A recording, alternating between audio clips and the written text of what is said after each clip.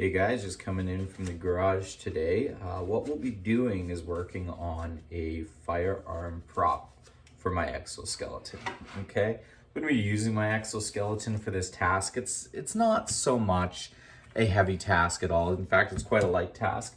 But I do like the relief that my exoskeleton gives, or provides, I should say, while I'm doing any task for that matter. When you're wearing an exoskeleton, essentially, it's not, hey, what can we do in this very short duration of time? It's how has the exoskeleton affected us over a long duration of time during a huge shift or an elongated task for that matter. So what I'm doing right now is I'm just popping off some contact cement. You can use any type of spray adhesive. I like the control of contact cement. I have two different gloves. The reason I do that, just for those of you who are kind of new to these particular building style of arts, try to put a control glove on your dominant hand and put a disposable, something you don't mind tossing out, especially if you're using glue, on your left. It's just a way of being a little bit more frugal. You'll see if you kind of enter these arts that you will find you're gonna burn through a lot of equipment while you're using things like contact cement. For that matter, I don't even try to clean the brush. I just get these disposable brushes at the dollar store, and you can get them in like a 4-pack, a 6-pack, a 10-pack if you find the right dollar store, and just chuck them at the end of the day, right? So that's why I'm frugal, is because you have to learn where you're gonna win, where you're gonna lose. So what I'm doing today is I will be going for what everybody wants. Okay, what does everybody want? They want, when they're creating their cinematic idea, it doesn't have to be an exoskeleton, they want it to look cool. Okay, they want it to look awesome. Right now, this is our Americanized version, printed with plastic, okay? Most of it's 3D printed except for our Vivac cover. For those of you who aren't aware, I grew up underneath a vacuum former because my father had a 5,000 square foot plastic manufacturing facility. So these arts are very easy to me. I also have my formal education from the University of Toronto in philosophy and in art and art history, focusing on studio arts and sculpture. So this kind of comes natural to me. I did a lot of sculpture through my days, spent all my working time in the wood shop, so to speak. So what you want to do when you're applying contact cement to get that look that we're looking for, this is the easiest way. Go to your local dollar store, find like automotive rubber mat, okay? Automotive rubber mat. You're not going to spend anything on it. If you're looking for that like Batman kind of look, okay, there's no other way of saying it, that Superman kind of look. Batman's a great example because when you get rubber naturally, it's going to be easy to find for you guys in black.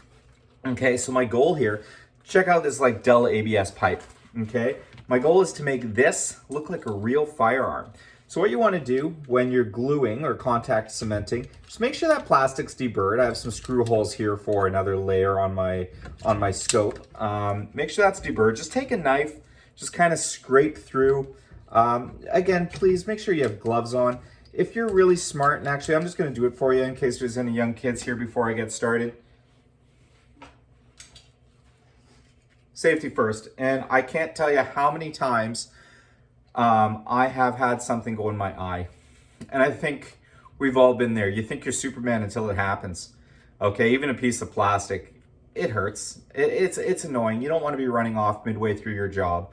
Eyes aside, you don't want to be abandoning your job. Put your safety glasses on. Put some cut-resistant gloves on, please, before you do the deed. So in this particular case, I'm just going to deburr that little bit of plastic. I don't mind if I take that knife and go along because I'll be covering it. In fact, it's good for you.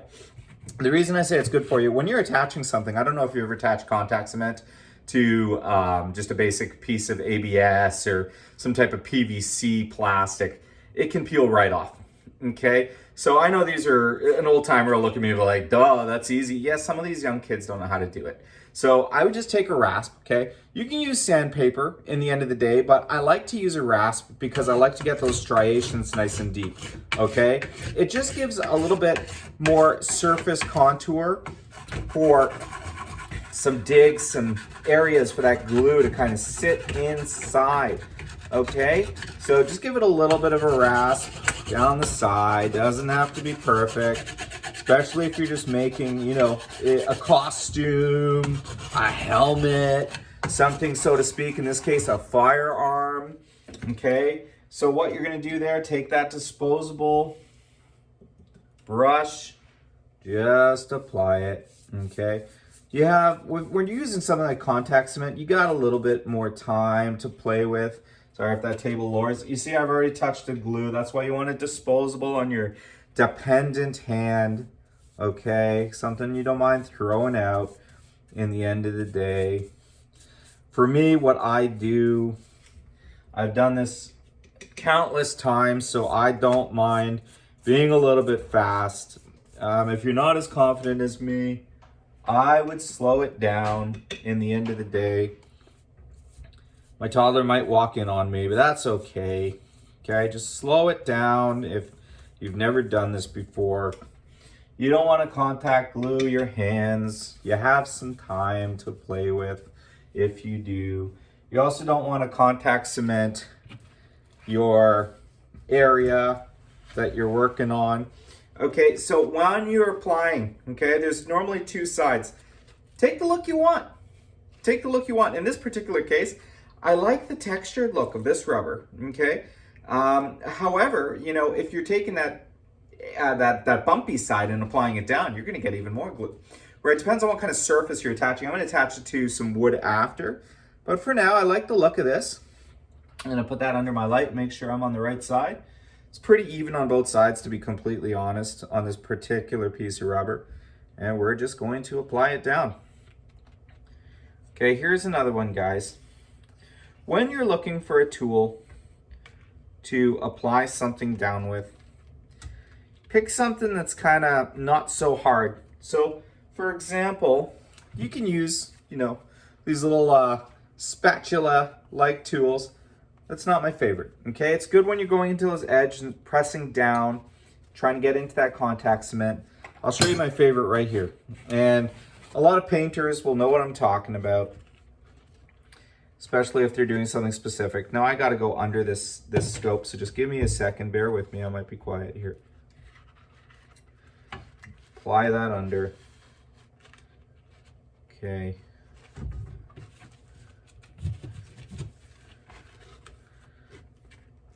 It's not all just going to be about exoskeletons. I like to give some tutorials along the way.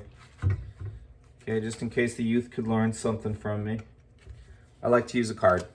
Okay, an old debit, an old school card, an old identification card. If you're a youngster, ask your parents. Maybe they have something expired. Hopefully nothing proprietary. If that's the case, make sure that's cut up and thrown in the garbage. Okay, I was a small business advisor at a bank for quite some time, and I don't want to see anybody using something that they shouldn't be using. Okay, small business advisory, that's fun. And it's somewhere I wouldn't say didn't belong, as I tend to give actual advice to entrepreneurs versus the concept of trying to sell businesses stuff that I knew they wouldn't be able to have. But you know, that was not my calling. In the end of the day, I am an entrepreneur. You know, if you're gonna be giving business advice, you better be able to put your money where your mouth is. I was also a government lobbyist for quite some time. Again, if I'm gonna defend my country and defend my small businesses in my region, you better be able to put your money where your mouth is and say, hey guys, I'm an entrepreneur too. You know, so realistically speaking, I'm back on the horse. Okay, I'm gonna take my glasses off just for this. I'm not using anything sharp here. If you are using contact cement, guys, I should have said this from the beginning. Put on some type of mask. It is toxic.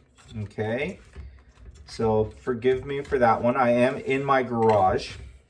I don't really smell it just as yet, but I am in my garage, so it is kind of well ventilated in here. So please just make sure you're using the right protective equipment while you're doing these more artistic sides of things. Now, I'm not going to glue the entire thing down right now. I like to do it in stages. Okay, I like to make sure that this part is dry I'm going to wedge that piece in.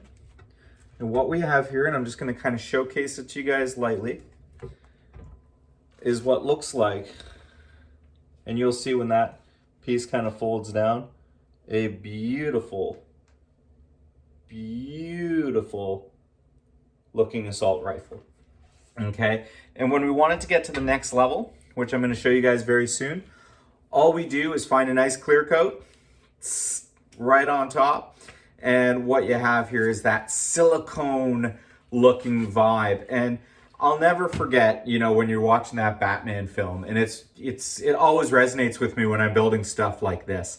Okay, it always resonates with me when you're building things like an exosuit or some type of mask, is Batman saying, hey, wait, what gives us the right? What gives you the right, you know, over us? And he says, I'm not wearing hockey pads. And well, if you've ever built anything and you're using a hockey pad to kind of prove your point, you will understand exactly what that line means. Because in the end of the day, he probably was wearing hockey pads that were covered in silicone, right? So it's all about effect. And in the end of the day, we can move into those metals and high caliber equipment later when we get a military contract and you're pushing through that variable. But right now, we just need to prove a point. You need to make it look cool and make sure it works and make sure it's to weight. Okay, so I'm going to give you guys a little bit more tips going forward. Hope you enjoyed that, especially the youngsters who might not know how to do this. So bear with me. I'm going to kind of condense this into a shorter video later, and I'm going to show you how to do it from start to finish. Have a great day. Enjoy. Bye.